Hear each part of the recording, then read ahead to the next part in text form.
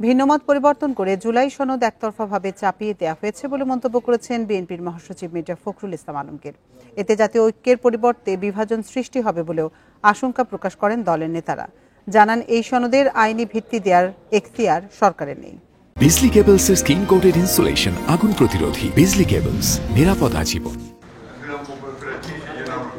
জুলাই সনদ বাস্তবায়ন পদ্ধতি ও ভিন্নমতের গুরুত্ব নিয়ে রাজধানীর গুলশানে বিএনপির সংবাদ সম্মেলনে লিখিত বক্তব্য তুলে ধরেন বিএনপি মহাসচিব মির্জা ফখরুল ইসলাম আলমগীর। উপস্থিত ছিলেন দলের স্থায়ী কমিটির অন্য সদস্যরাও। বিএনপি বলছে, জুলাই জাতীয় সনদ বাস্তবায়নে সরকার আদেশ জারির এখতিয়ার রাখে না। সংবিধান অনুযায়ী এ আদেশ দিতে পারেন রাষ্ট্রপতি। সরকার এরকম আদেশ জারি করার এখতিয়ার নাই। সংবিধানের 152 নম্বর অনুচ্ছেদের সংজ্ঞা অনুসারে আদেশ আইনের মর্যাদা প্রাপ্ত, অতএব সেটি জারি করা এখতিয়ার রাষ্ট্রপতি। মির্জা ফখরুল বলেন, জুলাই সনদের সুপারিশ মালায় ভিন্ন মতকে উপেক্ষা করা হয়েছে, যা গ্রহণযোগ্য নয়। জুলাই সনদের চূড়ান্ত কপি আমাদের সামনে উপস্থাপন করা হয়নি।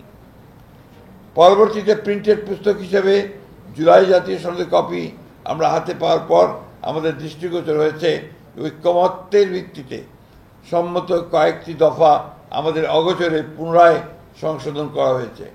দলের স্থায়ী কমিটির সদস্য সালাউদ্দিন আহমেদ বলেন, ভিন্নমত থাকলেও তা জুলাই সনদে উল্লেখ না থাকায় জাতীয় ঐক্যমতের পরিবর্তে বিভক্তি সৃষ্টি হয়েছে।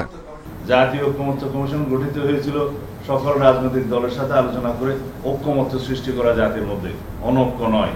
এখন দেখতে পাচ্ছি আমরা অনৈক্য সৃষ্টি করছি, বিভক্তি সৃষ্টি করছি। সেটার কোনো উদ্দেশ্য আছে কিনা আমরা জানি না। বিষয়টি সমাধানে বিএনপি প্রয়োজনে আবারও প্রধান উপদেষ্টার কাছে যাবে বলেও জানানো হয় সংবাদ সম্মেলনে।